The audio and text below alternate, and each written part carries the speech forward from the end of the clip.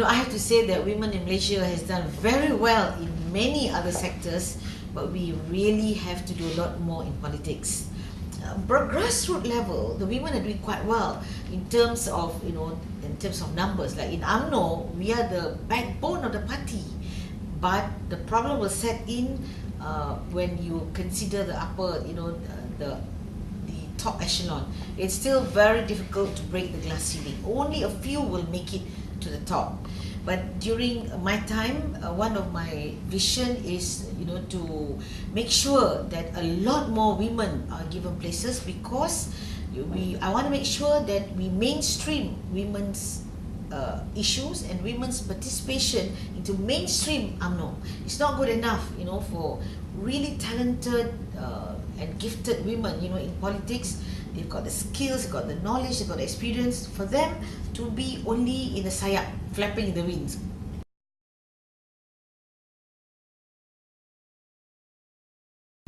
For a small country, we do have our women representation everywhere, whether it's in the Senate. Senate, we're doing very well.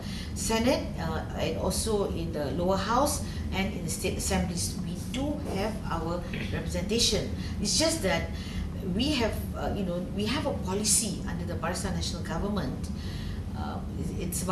This is about 4 years already, where the effort must be made to ensure that at least 30% of women who are deserving, they must be given the chance and the opportunity to be in decision-making positions, and that includes in the political arena.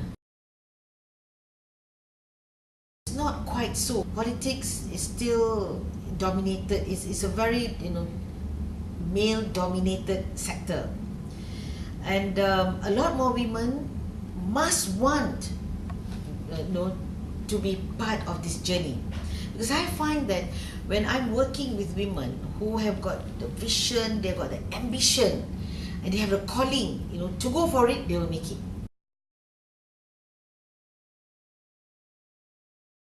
We, in fact, already started to go down in a more structured way. We have our welfare program under our Squad Sayang. We're going down to help the people in need, and not only during election time. We are also networking with NGOs and other people, because I want Wanita UMNO to be confident, because they have so much potential and they have given so much to the country. I dare say today, part of the pioneering group and thereafter were women from Kaum Ibu and UMNO. Now, one of the first achievements we made since the new leadership is that we managed to convince our president and also the delegates during the amendment to the constitution for UMNO to mainstream women's participation into mainstream UMNO. And I think it's a breakthrough. Our amendments were accepted, and inshallah, once it's put in place, women will be mainstreaming into the main party. I love the idea. I'm from Penang. I'm from the island of Penang. We are very multiracial there. I went to school with all the races. I'm multilingual, but I understand all the other languages. And for me, that's the way to go. In fact, I feel sad that we have to have a concept like this, to promote unity amongst all of us. And it is very sad. But however, because we are a responsible government, and Dato' Sri Najib knows that this is needed, which is why he has come up with this idea, we are all ready to embrace it, and I believe in it because I grew up in a One Malaysia environment. I think he deserves the rating that's being given to him, which is really good, because Dato' Sri Najib takes his leadership very seriously. He's a man of great experience. He's been with the government for a long time. He has served many prime ministers. He's with the people all the time. So now that it is his turn, he's able to articulate what's great for Malaysia, and he's got the courage, the vision, the experience. So I think inshallah, he will be able to steer this really great country to greater heights. Politics will always be politics. I hate it when people say, politics is always dirty. It doesn't have to be so. Which is why, under my leadership in Wanita UMNO, it's going to be less rhetoric. I frankly am so tired of all this politicking, no matter where it comes from. Let's get real. The people want service, let's go and give them service. Because I feel service, especially in doing welfare work, is a powerful political tool. I think there's too much politicking going around.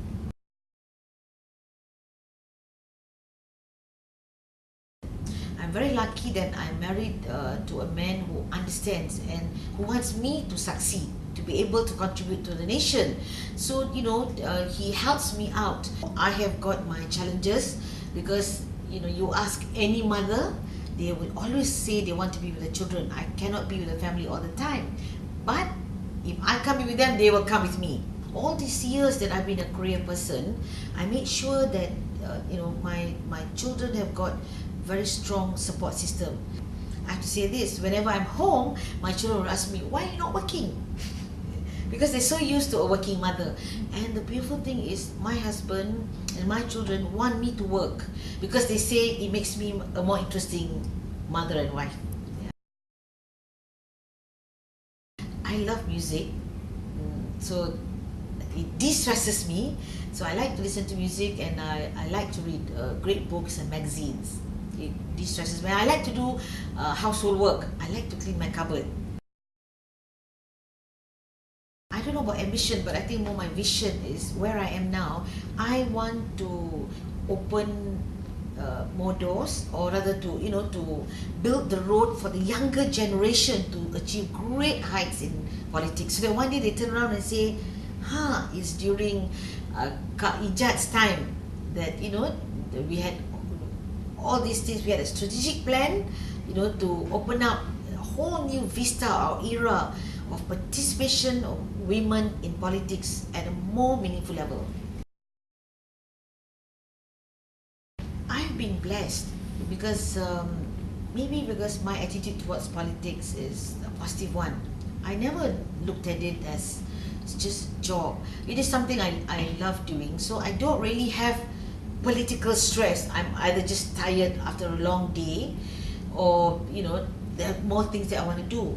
For me, because I believe in the transience of life, and also that whatever that's been given to me, I really treasure and cherish. I consider that a blessing, and I am not a slave to my position. I find my job very fulfilling. Therefore, I have a sense of c'est la vie. For as long as I'm here, I must do a great job and enjoy my journey. But I know that this life is so transient. So, and we're scared of God as well. So you just do the best that you can, and whenever anything happens, like when I lost in Lemah Pantai, I took it very well, because it's not going to be mine forever. And because I feel I was a good member of parliament, because I really cared for my constituents, and I worked very hard, even if I say so myself. So when I had to leave, I left with great dignity and a sense of fulfillment, because a lot happened during my term as a member of parliament, and it wasn't easy.